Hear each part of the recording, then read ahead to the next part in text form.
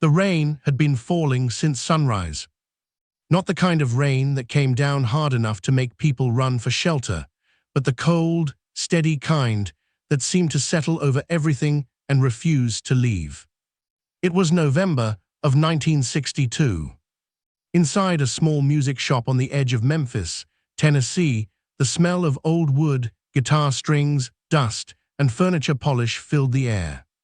Guitars hung from the walls. Stacks of sheet music leaned against wooden shelves. An old upright piano stood near the back of the store, its dark finish covered with scratches and faded marks. And beside that piano stood a young woman named Margaret. She couldn't have been more than 21. Her green coat was too thin for the weather. Her hands were folded tightly in front of her, trying to hide the fact that they were shaking. She kept looking at the piano. Not at the shopkeeper. Not at the customers. Only at the piano. The shopkeeper, Mr. Harris, finally broke the silence. "Margaret, I told you I'd try to help, but $50 is all I can offer." She swallowed. "That's enough." Mr. Harris looked uncomfortable. "Are you sure?" She nodded. "Yes. You know this thing is worth more than that." "I know." "Then why sell it for 50? Margaret looked down. For several seconds, she said nothing. Then she whispered, "Because I don't have a choice." Mr. Harris sighed. He had known Margaret's father for almost 20 years. Everyone in that neighborhood had. Her father, Samuel Carter, had been the kind of man who never seemed to have much money, but somehow always found a way to help somebody else. He repaired radios, fixed broken instruments, played piano at church. Sometimes, when musicians came through town and needed a place to practice, Samuel let them use his little house. He had never become famous. He had never wanted to. Music was simply something he believed belonged to everyone. 3 weeks earlier, Samuel had died unexpectedly. And when Margaret opened the drawer beside his bed, she discovered something she had never known about. Bills. Stacks of them. Medical bills. Loans. Unpaid debts. Her father's kindness had apparently come at a price. Now the bank wanted its money. The landlord wanted the rent. And Margaret had only one thing left that might be worth selling. The piano. Her father's piano. The same piano she had learned her first notes on. The same piano where her father used to play late at night when he thought everyone was asleep. The same piano that had filled their tiny house with music when they had almost nothing else. Mr. Harris walked toward it.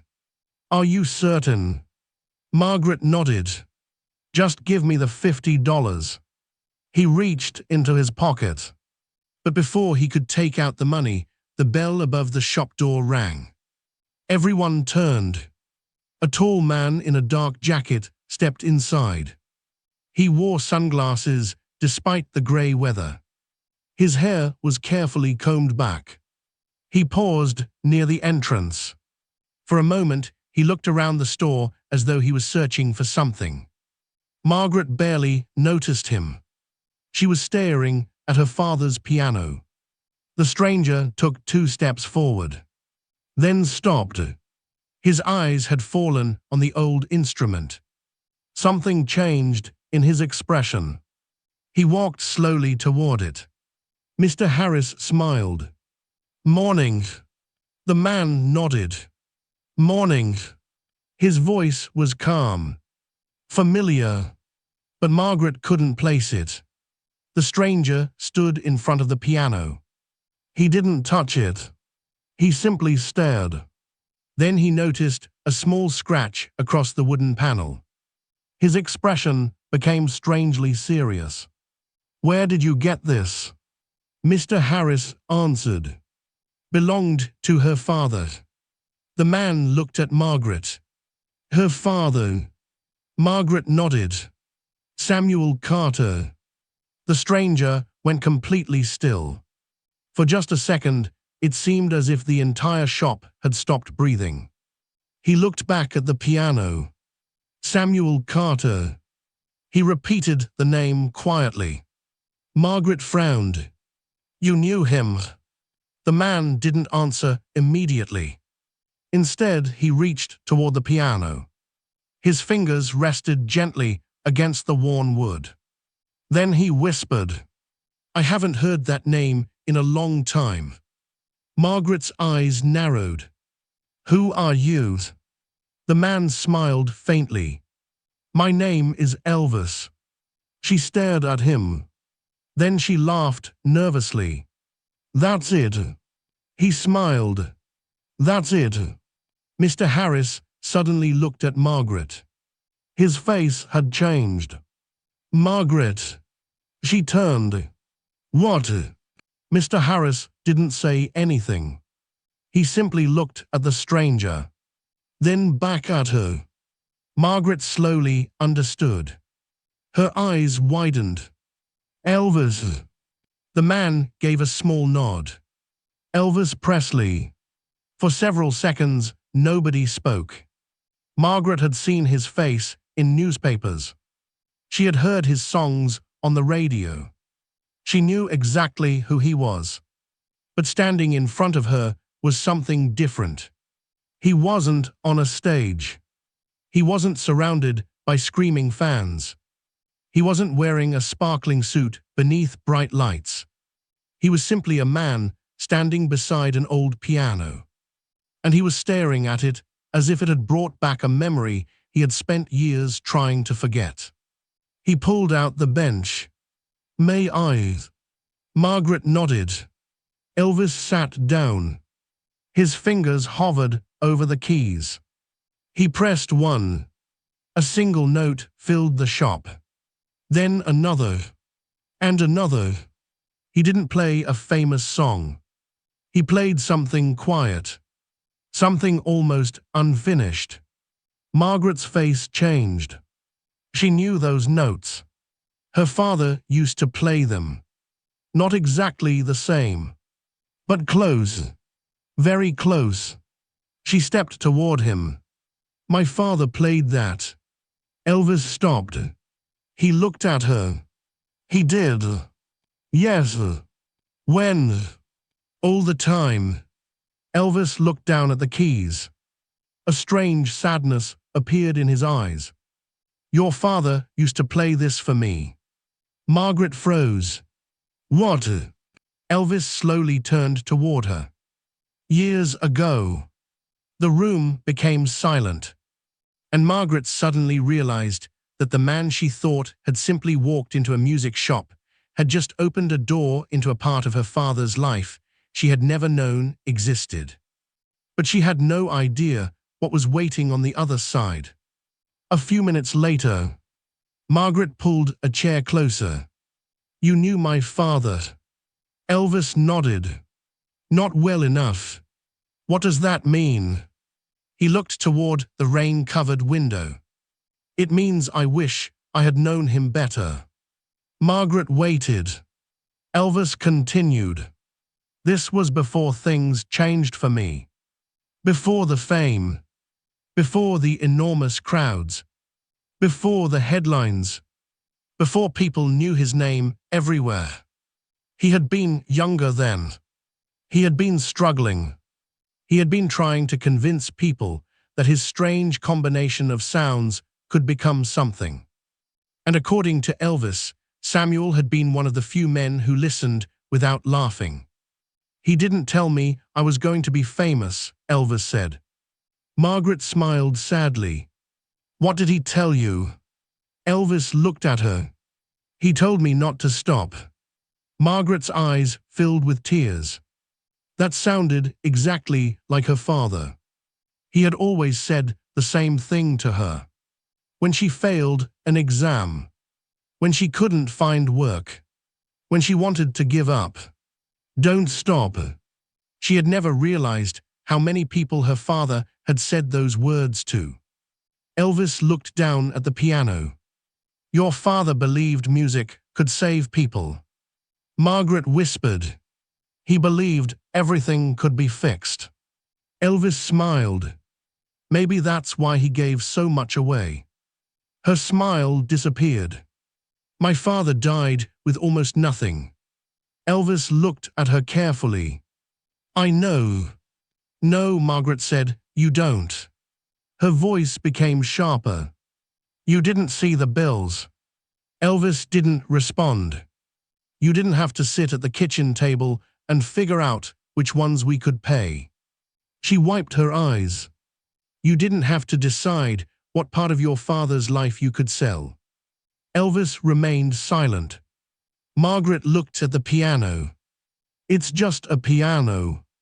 She paused, then whispered, but it's the last thing I have. Elvis stood. He walked closer. Then don't sell it. Margaret gave a bitter laugh. You heard him, $50. I heard him. I need the money. I know. Then what am I supposed to do? Elvis looked at her. For the first time since entering the shop, there was no smile on his face. I don't know yet. He glanced toward Mr. Harris. But I think we should find out what this piano is worth before you let it go. Mr. Harris frowned. It's an old upright. I know. It needs work. I know. It probably isn't worth much. Elvis looked at him. Then why did Samuel keep it? Mr. Harris had no answer. Margaret looked at the piano. She had never asked herself that question. Why had her father kept this particular piano? Why hadn't he sold it during the hardest years? Why had he repaired it again and again? Why did he always polish the same worn wooden surface? Elvis gently opened the top panel.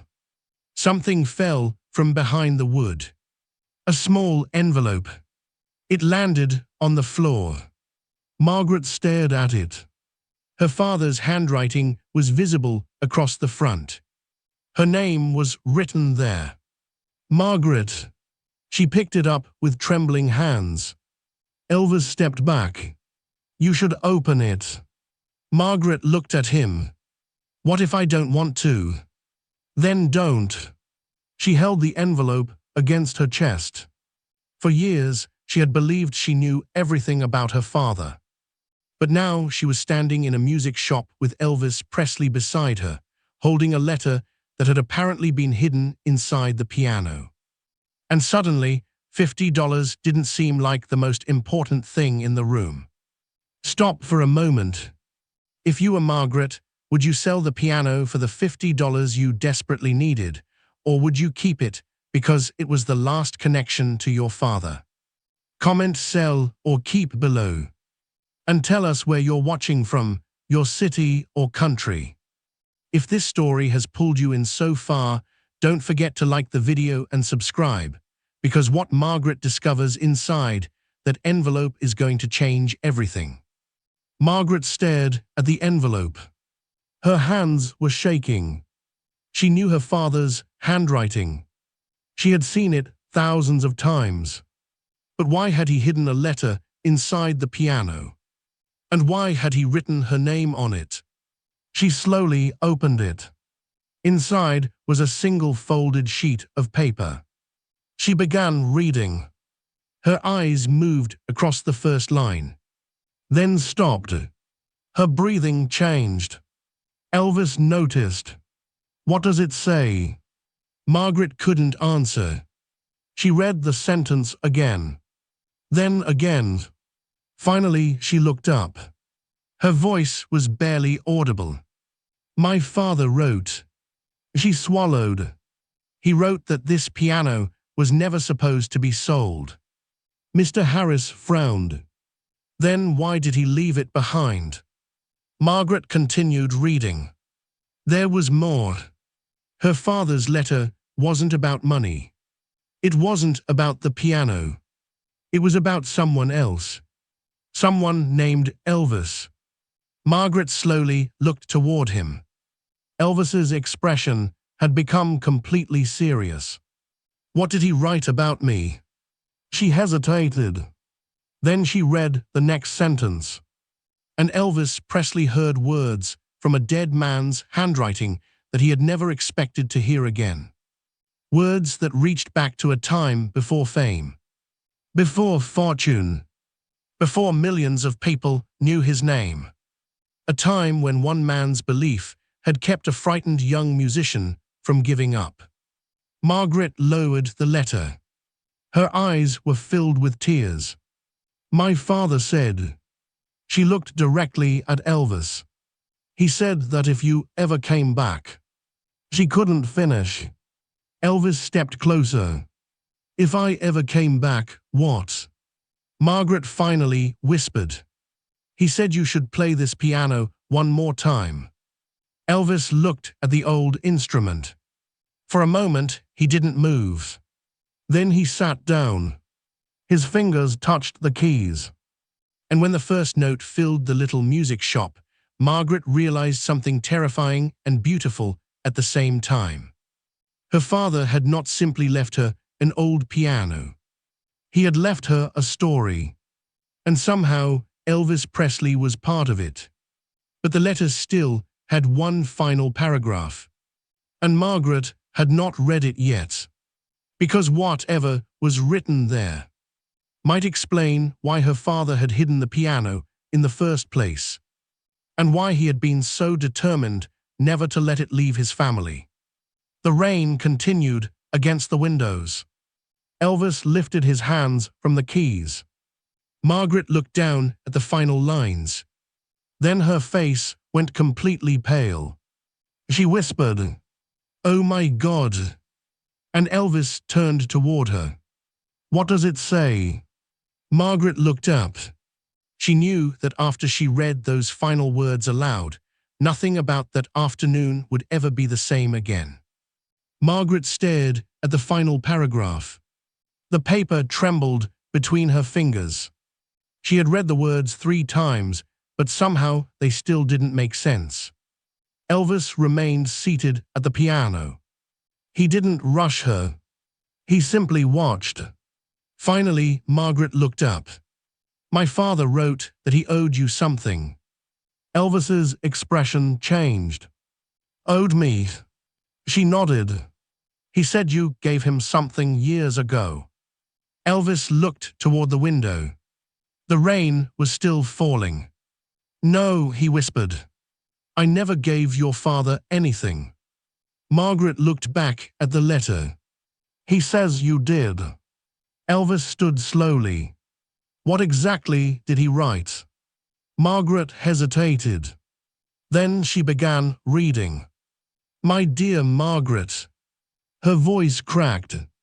If you are reading this, then I am no longer here to explain why this piano matters. She stopped. Her eyes filled with tears. Elvis looked down. Margaret continued. I know you will be tempted to sell it. I know there may come a day when money seems more important than memories. If that day comes, I will not blame you. Margaret pressed the paper against her chest. But there is one thing you must know. She looked at Elvis. This piano once belonged to a young man who had more dreams than money. Elvis's face became completely still. Margaret continued. His name was Elvis. The room seemed to shrink around them. Mr. Harris slowly sat down. Margaret looked at Elvis. You gave my father this piano. Elvis shook his head. No, but he says. I didn't give him the piano. He looked at the instrument. Then he smiled sadly. Your father gave it to me. Margaret stared at him. What? Elvis walked toward the piano. Years ago, I was playing wherever someone would let me play, small rooms, little clubs, places where nobody knew my name. He touched the worn wood. I needed somewhere to practice. Margaret listened. Your father let me use this piano. Elvis paused. But one night, I told him I couldn't keep coming back. Why? Because I was ready to quit. Margaret's eyes widened. Elvis looked down. I thought I wasn't good enough. The superstar standing before her suddenly seemed very different. Not Elvis Presley, the famous singer. Just a young man who had once been afraid. I had been rejected too many times, he said. People told me my voice was strange, my music was strange. They said nobody would ever pay to hear me. He gave a quiet laugh. Maybe they were right. Margaret shook her head. They weren't. Elvis looked at her. No, they weren't. Then he continued. Your father found me sitting outside one night. What happened? He asked me why I wasn't playing. Elvis smiled. I told him I was finished. Margaret listened closely. What did he say? Elvis's eyes moved toward the piano. He told me to come inside. And he sat me down at this piano. Elvis slowly ran his fingers across the keys. Then he said something I'll never forget. Margaret whispered. What? He said, don't play for people who don't believe in you. Play until you believe in yourself. Margaret closed her eyes. That sounded exactly like her father. Elvis continued. I played until sunrise. He paused.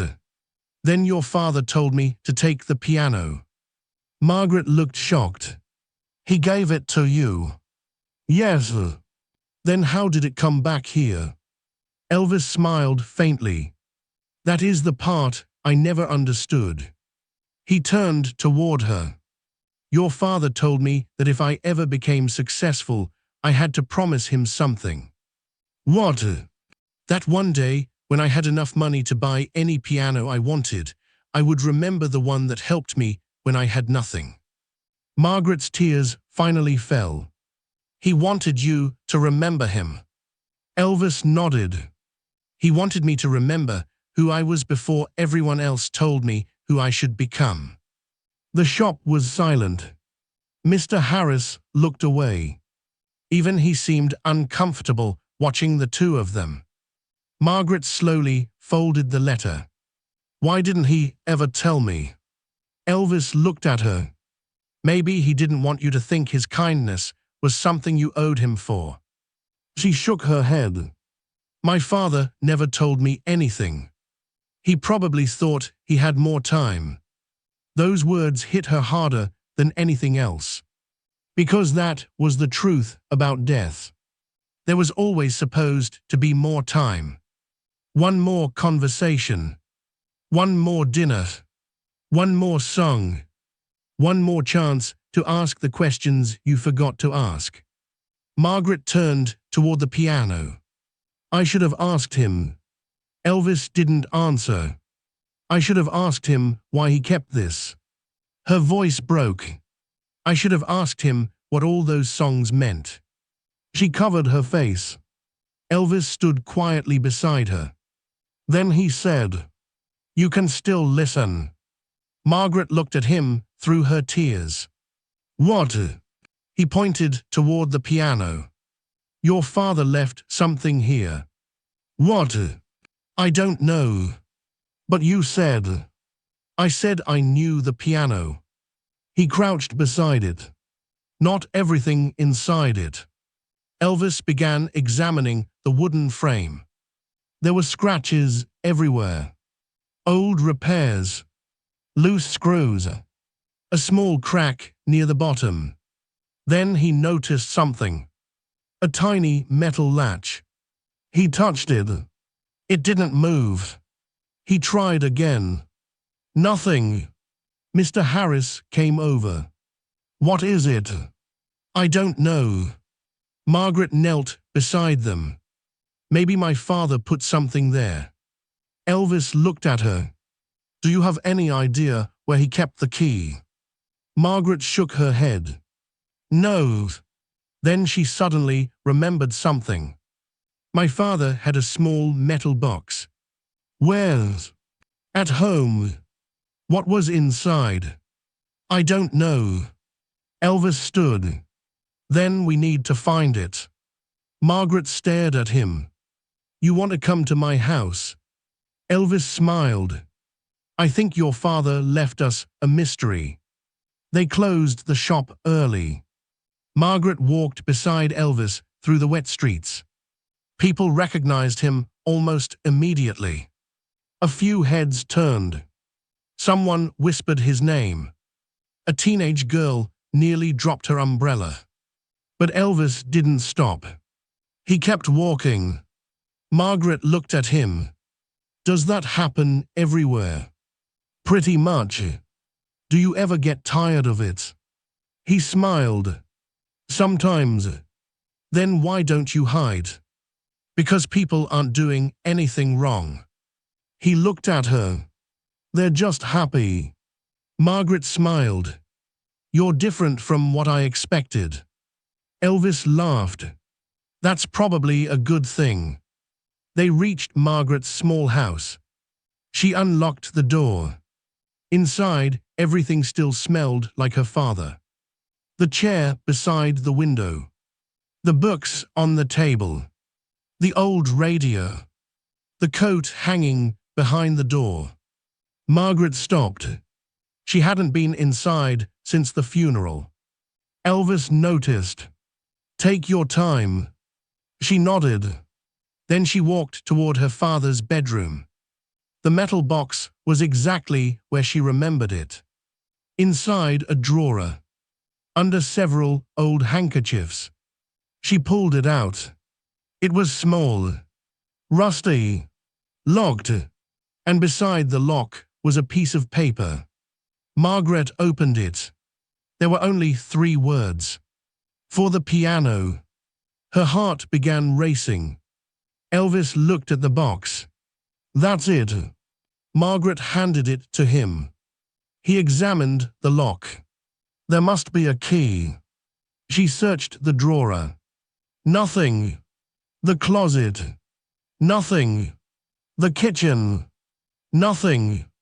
Then she remembered her father's favorite jacket.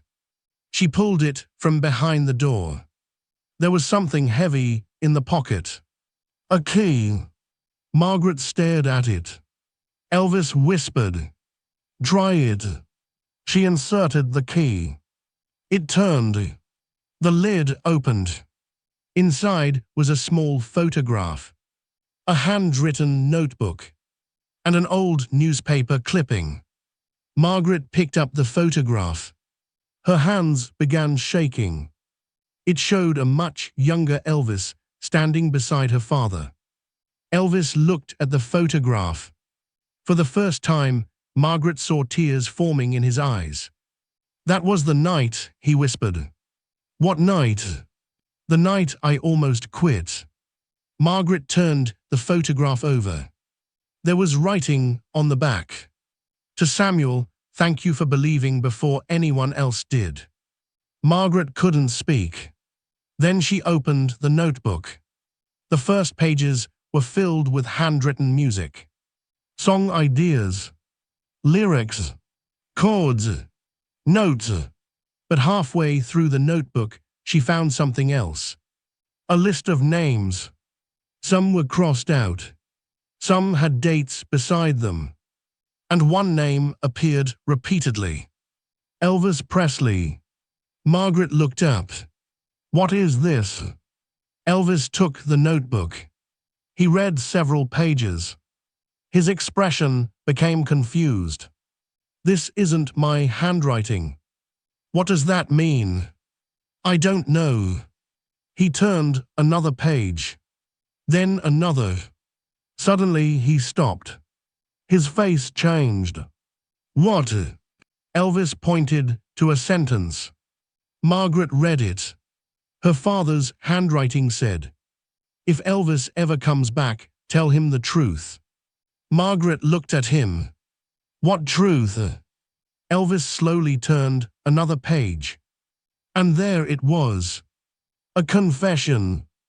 Her father had written that years earlier, when Elvis was still struggling, Someone had tried to take advantage of him. Someone had promised to help his career. Someone Elvis had trusted. But Samuel had discovered that the man's intentions were not what they seemed.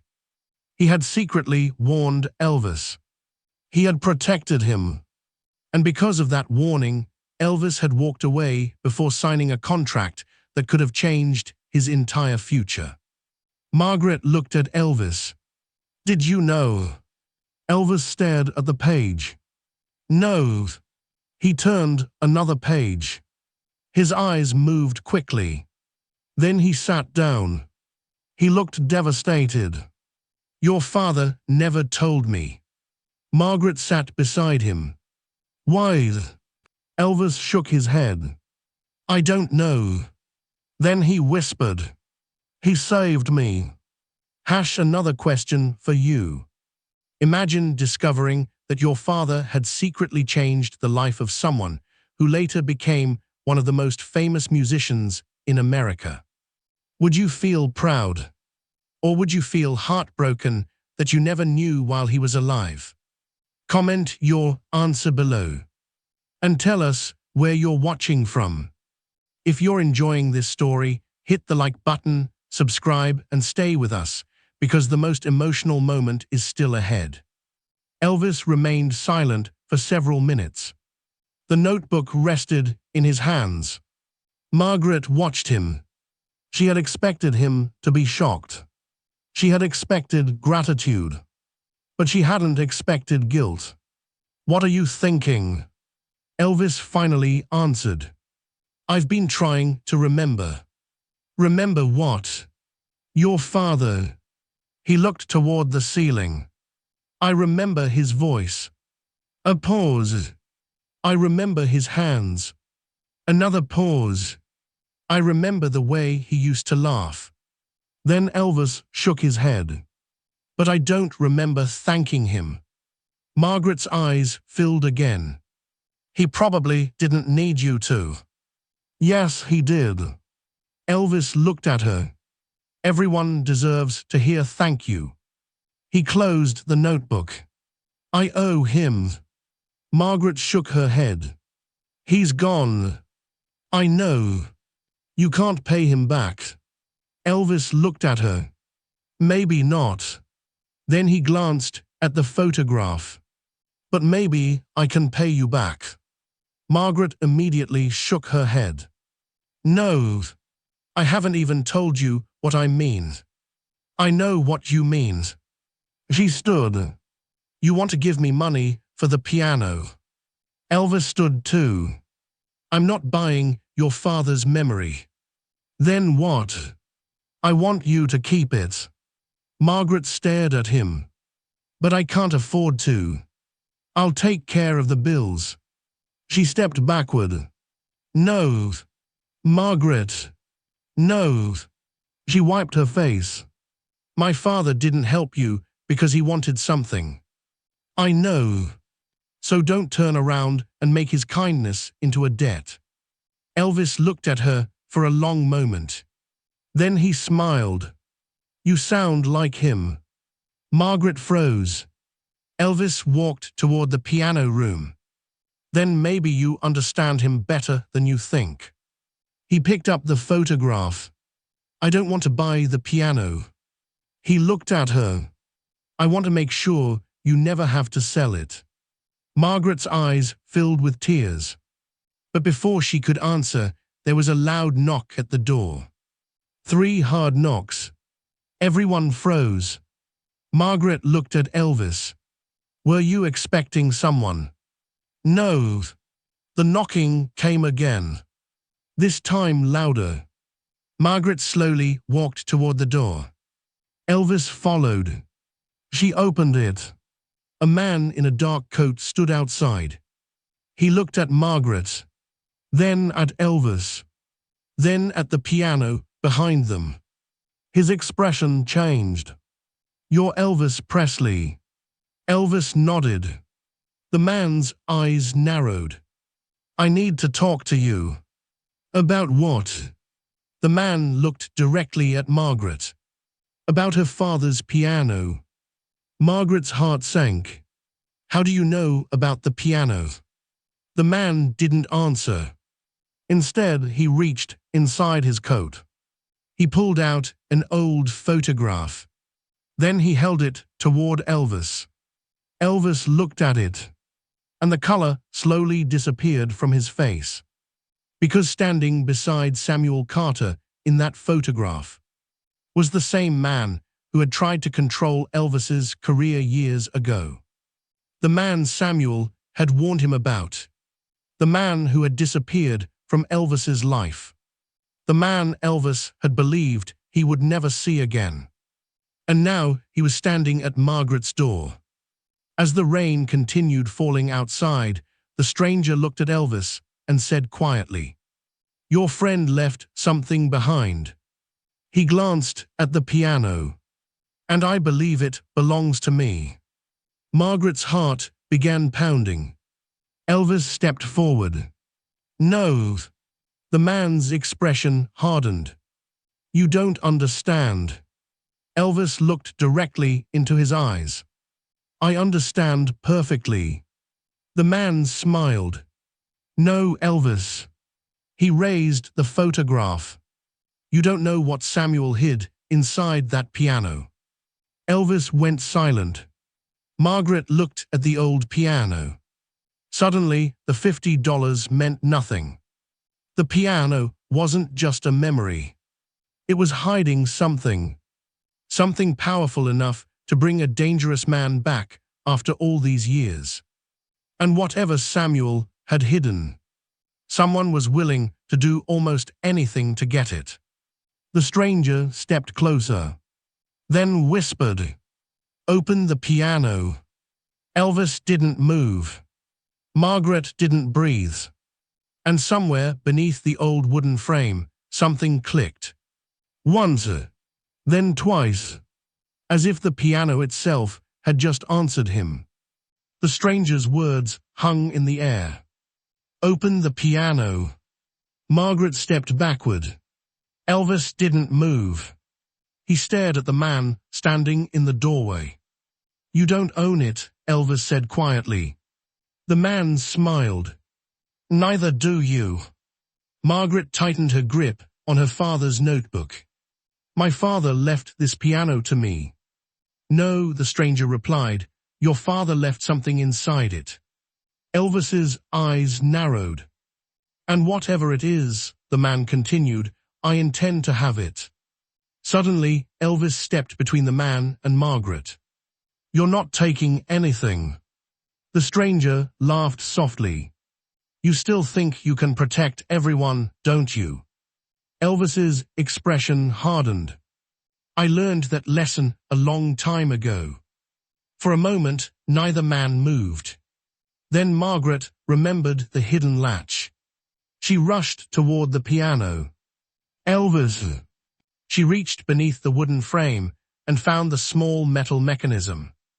The key from her father's box fit perfectly. She turned it. Click! A hidden compartment opened. Inside was a small leather envelope. Margaret pulled it out. The stranger immediately stepped forward. "Give me that." Elvis grabbed his arm. "No." The man struggled, but Elvis pushed him backward. The envelope fell to the floor. Margaret picked it up. Inside was a contract. An old contract. And beside it was a letter written by Samuel. Margaret read it quickly. Her father's words explained everything. Years earlier, the stranger had tried to trap Elvis in a terrible agreement that would have taken control of his music and career. Samuel had discovered the truth. He warned Elvis. Then he secretly kept the contract as protection. The stranger had spent years searching for it. Now he had finally found it. But Margaret's father had left one final instruction. "If he ever comes looking for this, don't give it to him, give it to Elvis." Margaret handed the contract to Elvis. He read it. His hands trembled. Then he looked at Samuel's photograph. You saved me twice, he whispered. The stranger suddenly reached for the papers. Elvis stopped him. This ends today. The man realized he had lost. He turned and walked away. Before leaving, he looked back. You'll regret this. Elvis answered calmly. No, I regret not thanking Samuel when I had the chance. The door closed. Silence returned. Margaret looked at Elvis. What happens now? Elvis looked at the old piano. Now, he smiled gently. Now we keep your father's promise. He sat down. Margaret stood beside him. Elvis placed his fingers on the keys. Then he began to play. It was the same melody Samuel had played years ago. Margaret began crying. But this time, the tears were different. They weren't tears of loss. They were tears of remembrance. Elvis finished the song. He looked at Margaret. Your father believed music should never disappear. Margaret smiled through her tears. Neither should he. Elvis nodded. And before leaving, he placed an envelope on the piano. Margaret opened it. Inside was enough money to pay every bill her father had left behind. But there was one handwritten note. This isn't payment for your father's kindness. It's simply my way of saying thank you. Margaret held the note against her heart. The next morning, she removed the $50 sale sign from the piano. She never sold it. Years later, that old piano was still in her home. And whenever she played it, she remembered the afternoon when a young woman thought she was selling an old instrument for $50, only to discover that she was holding a piece of her father's heart. And somewhere in the story of Elvis Presley, there was a forgotten man named Samuel Carter, a man who believed in a young musician before the world knew his name. Sometimes the people who change history never appear in history books. Sometimes they simply sit beside an old piano and tell someone, don't stop. One last question. If this story touched you, like the video, subscribe and comment where you're watching from. And tell us, who was the real hero of this story, Elvis, Margaret, or Samuel? Because sometimes the greatest gift isn't money. It's believing in someone before anyone else does.